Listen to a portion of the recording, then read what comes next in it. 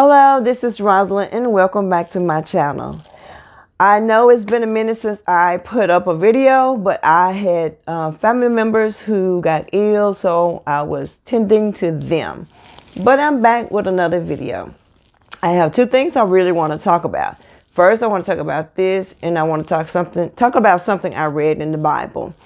But before we begin, I want you to like, comment, subscribe, hit that notification bell so you'll never miss any of my videos.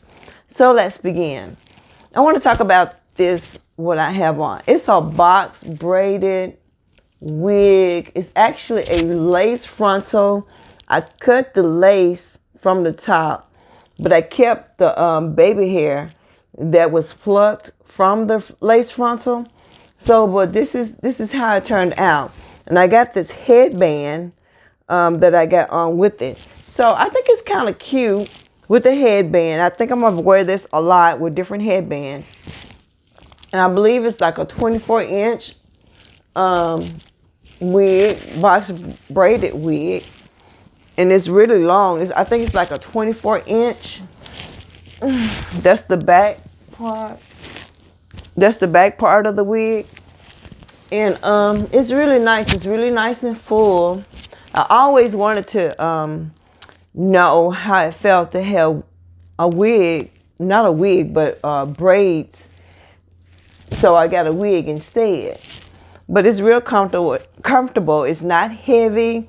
It fits real snug. So it's not tight, but it just fits. Like it's real comfortable, you know. So, but yeah. It's real long, and the braids, they're really nice. It's a synthetic wig. It's not a human wig. Synthetic.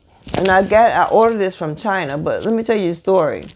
So when I ordered this, I ordered a different color. I ordered a different color, but this is the color that they sent me. And the reason they sent me this color is because actually somebody really called me from China. And so when they called me from China, they told me that they didn't have the blonde wig, like a dark blonde braided wig that I ordered. So they actually said that they had this color. But before they sent me this, they actually sent me 20 individual box braids, in 20 individual box braids that I can't do nothing with. So they asked me to do a review. And so when I did my review, I told them that somebody actually called me from China and asked me about a different color because the color that I wanted, they did not have anymore. So they sent me this. Actually, they sent the box 20 individual braids about 2 weeks ago. But when I did my review, I got this today. And actually, when I got the package, it didn't come in like a box or anything like that. It was like in plastic wrapping. So this is what's in it. And on the package it said AliExpress. And I have never ordered from AliExpress. I don't even know if AliExpress have here. But anyway, this is what I received. And it actually feels really, really nice. It's a synthetic box braid wig. It was a lace frontal, but I cut the lace from the top because I wasn't going to use the lace, so I actually cut it. And so I put the headband on with it, and this is what I got. This is how it looks. And the braids are real long. You see how long these braids are? It's really long. And it's really full. Let me see if I can turn around just a little bit. You see that? It's real full. And it's really nice. See? I don't have a problem with this. I don't have a problem with the length at all. Because it's really full. But I will be wearing this a lot. And the second thing I want to talk about, God has been putting on my heart about Uriah, Bathsheba, and David. I have no clue why he wanted me to talk to you about David, Bathsheba, and Uriah. So I'm going to do the best that I can about this story, okay? So just bear with me. So it's actually coming from 2 Samuel, the 11th chapter, if you really want to go to it. In verse 2 through 5, it says, one afternoon, David got up from taking his nap and was strolling on the roof of the palace. And it says from his vantage point on the roof, he saw a woman bathing. The woman was stunningly beautiful. David sent to ask about her and was told, isn't this Bathsheba, daughter of Eliam, and the wife of Uriah the Hittite? So he actually knew, someone actually told him who she was, who her parent was, and who her husband was. So he knew that Bathsheba was married. He knew she was married. And so it says, David sent his agents. I'm actually reading from the Message Bible. It says, David sent his agents to get her. Why would you send for a married woman? You know she's married, right? Why would you do that? Why would you send, or why would you inquire about somebody who's married? And by the way, if I'm not mistaken, I think David already had wives already. He already had some wives. Let me straighten my camera. My camera look crooked.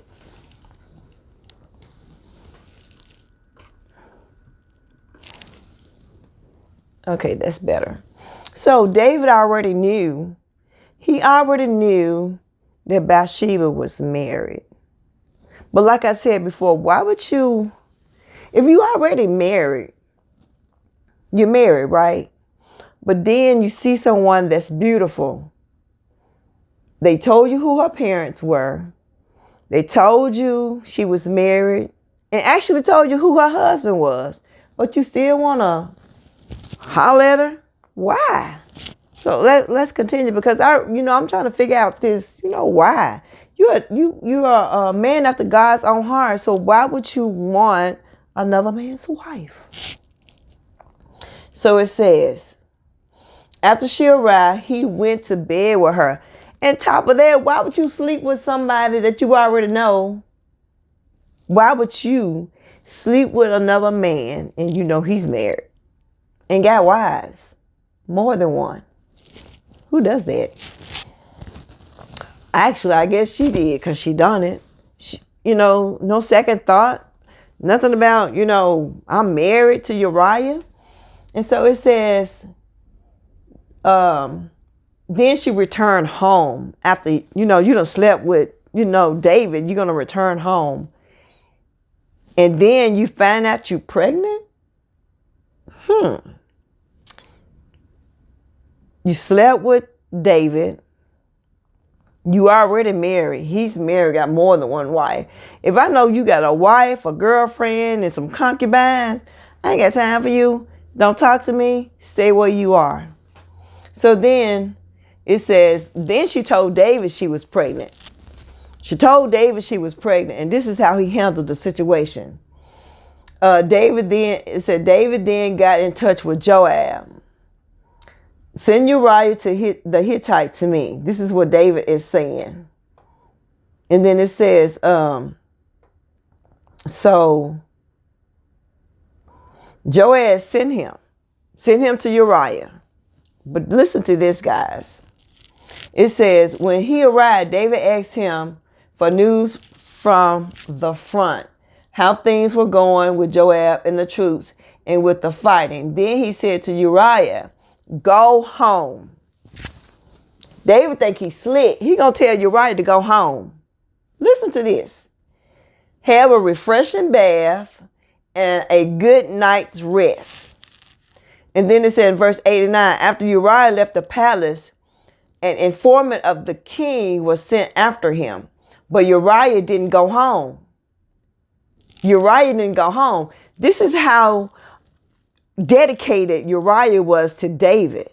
He was very dedicated, Because actually, you know, in the story, I'm going to read the rest of the story, but he didn't want to go home and be with his wife. Well, let me just let me read the rest of this, because this is really an interesting story, because Uriah was very, very dedicated to David. He didn't want to go home. He didn't want to go home. So, but listen to this.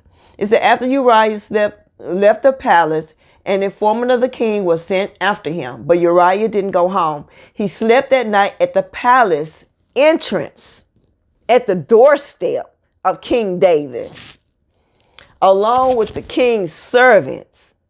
This is how dedicated Uriah was to David. You got somebody that's very, very dedicated to you. Look, the person who looks up to you, you know, and then, oh my God, this is crazy. And David was told that Uriah had not went home. You know why he wanted him to go home. He already slept with this man's wife.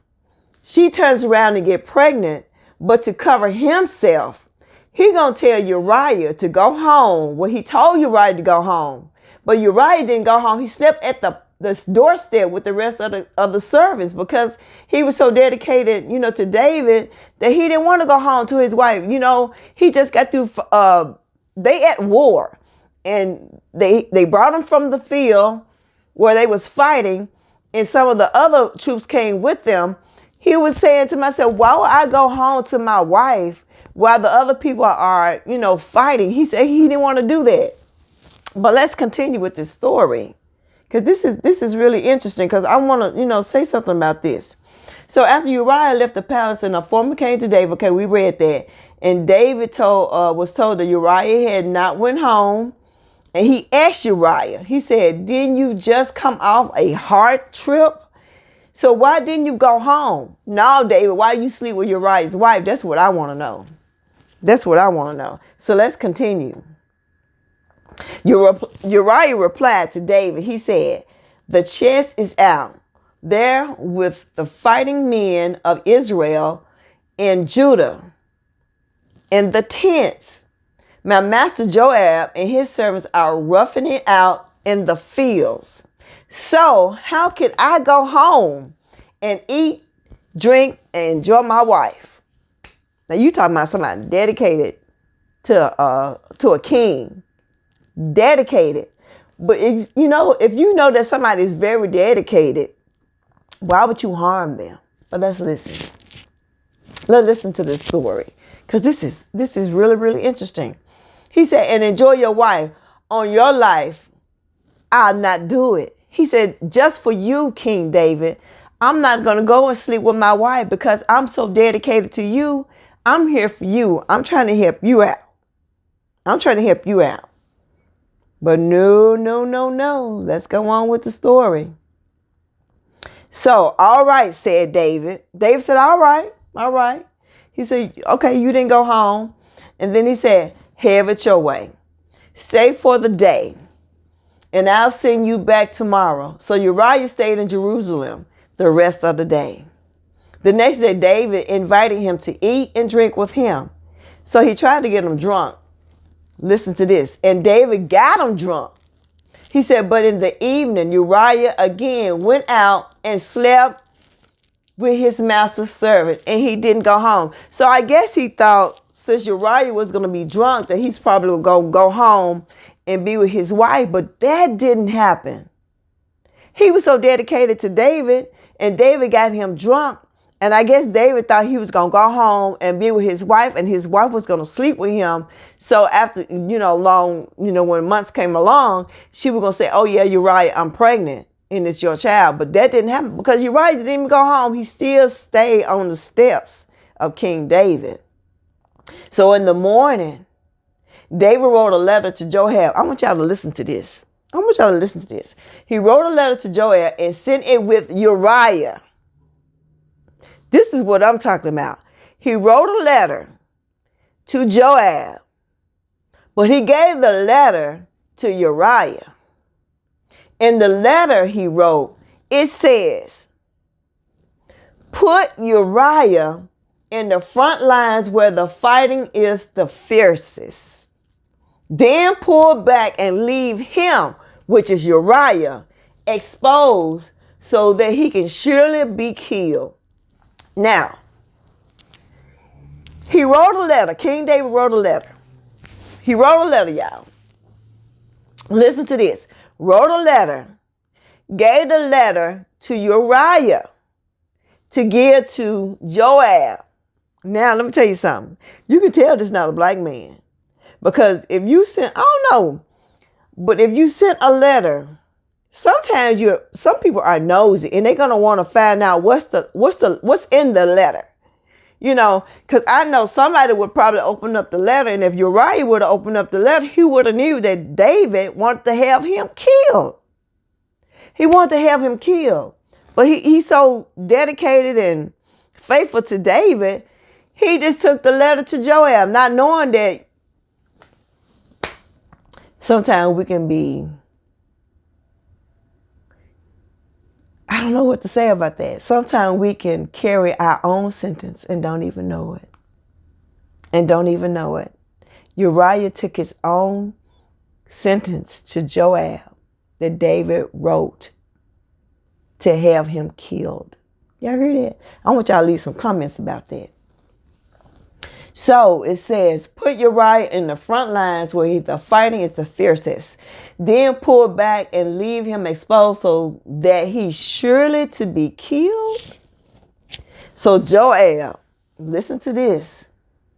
Joab, holding the city under siege, put Uriah in place where he knew there were enemies fighters. When the city defenders came out to fight Joab, some of David's soldiers were killed, including Uriah the Hittite. Let me tell you something. When you try to get rid of something or somebody, there's going to be some people in the midst of the person you're getting rid of. You might end up getting rid of somebody who you really don't want to be killed. Found out that some of David's best men got killed on the front line. I'm going to tell you how David felt about that. After he found out that some of his good men got killed, the man was mad. He was really mad. Let's go on down to this. Then it said, Joab the messenger arrived in Jerusalem and gave the king a full report. He gave him a full report. He said, the enemy was too much for us. Now you already know, you already had this trying to get this man killed. And he said the enemy was too much for them. Listen to this. Why did you get so close to the city? Well, you told him to have Uriah killed. You told him to leave him out there by himself. Just leave him. Draw the other men's back and leave Uriah on the front line by himself so he can get killed. But instead, some of your good men got destroyed at the same time. Y'all got to be very careful when you try to get rid of somebody. Going to be the wrong person who you think should get killed. Some other people in the midst going to get destroyed too. And then it said, David got angry at Joab. Why you get angry? You told him that's what to do, to pull back on Uriah, and that's exactly what he did. But listen to this, y'all. He said he vented it on the messenger. He said, why did you get so close to the city? Then you know you'll be attacked from the wall. Then you remember how Amalek, son of Jerub-Beshad, got killed. Was it in a woman who dropped a millstone on him and crushed him? This is crazy. At Tabaz, why did you go to the wall? You told him to get rid of Uriah. He was just doing what you asked him to do. You told him draw back, pull back, and that's exactly what he did. And then he said, by the way, said Joab the messenger, your servant Uriah the Hittite is dead. So after he heard that, David was cool about it didn't matter anymore who had got killed. And then David said, let me tell you what he said. Told the messenger, oh, I see, Joab. Really, David? Don't trouble yourself over this. But you just went off on this man about being too close to the wall. But all of a sudden, he tell you that Uriah is dead. The Hittite is dead. You okay with it? It says, the war kills, and sometimes one sometimes another. Really, David? You never know who's next. You never know who's next. What are you saying? What are you saying, David? You never know who's next. Redouble your assault on the city and destroy it. So he told Joab, all right, go back and destroy the city. And so that's exactly what he did. Uriah's wife, then it says, when Uriah's wife heard that her husband was dead, she grieved for her husband. Really, Bathsheba.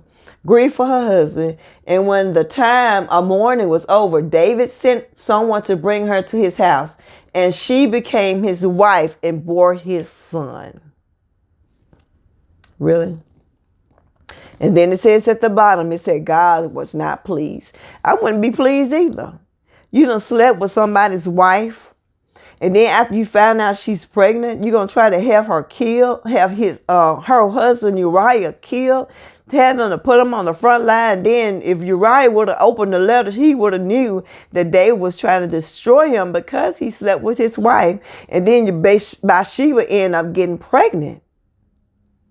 Bathsheba ended up getting pregnant. If he would have only opened up the letter, he would have knew that David wasn't, protecting him.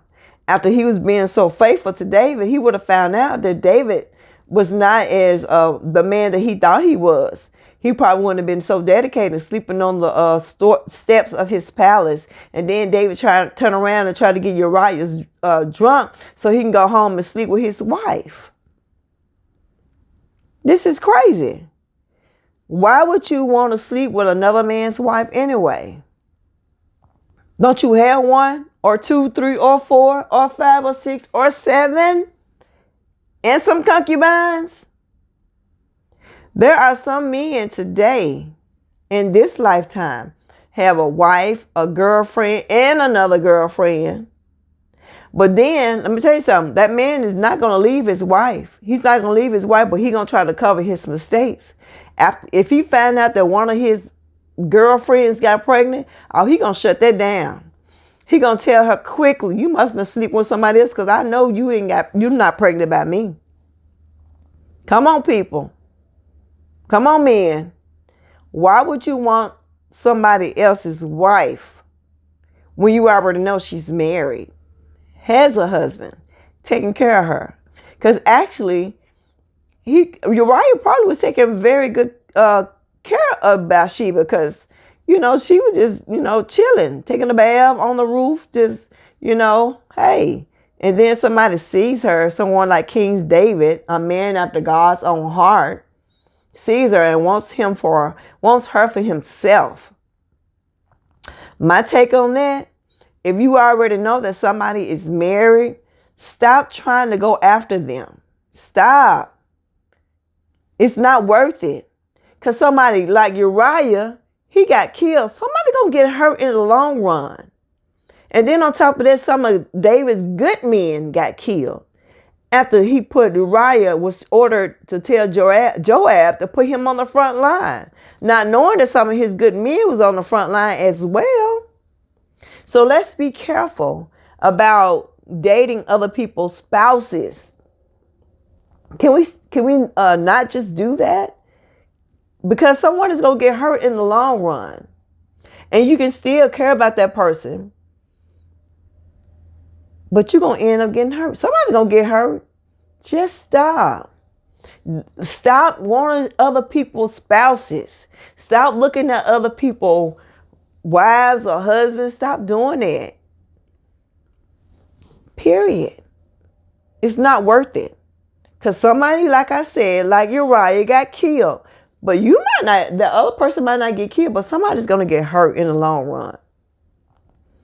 Stories and after stories after stories. Real life, people. This happens in real life. So let's be careful.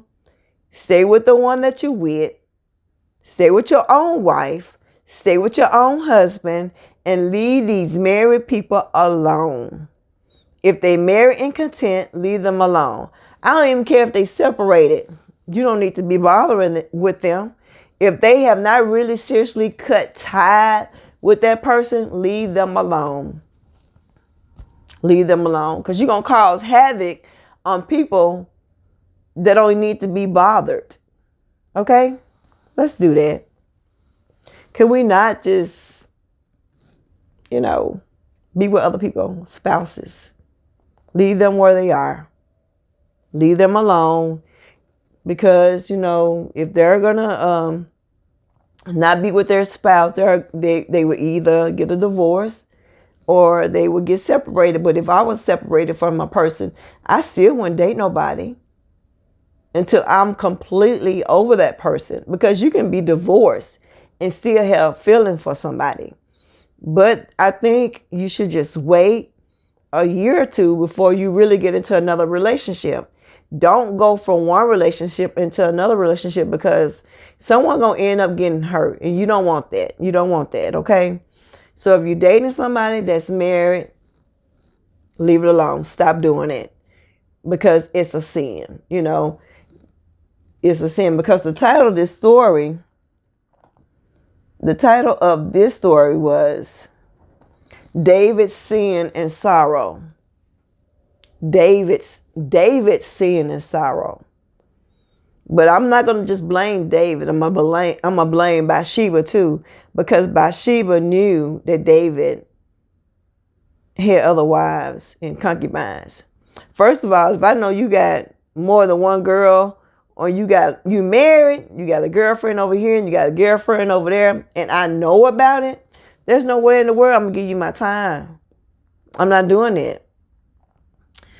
It's too much. It's too much. I know it's just too much, period. Okay. And then sin and sorrow, sorrow. Maybe it's sorrowful because he slept with this woman and she ended up getting pregnant. He probably didn't know she was going to get pregnant right off the bat. To my taking, I think she had just came off her cycle. So, she was fertile. She was fertile. If she just came off her cycle, she real fertile. That means whoever sees her, and she, back then they have no anything to prevent you from getting pregnant. So quite naturally, she was gonna get pregnant. Crazy. Well, anyway, that's what I have for you today, and I just want to share with you about David, Uriah, and Bathsheba. So don't forget to like, comment, subscribe, hit the notification bell, and stay tuned.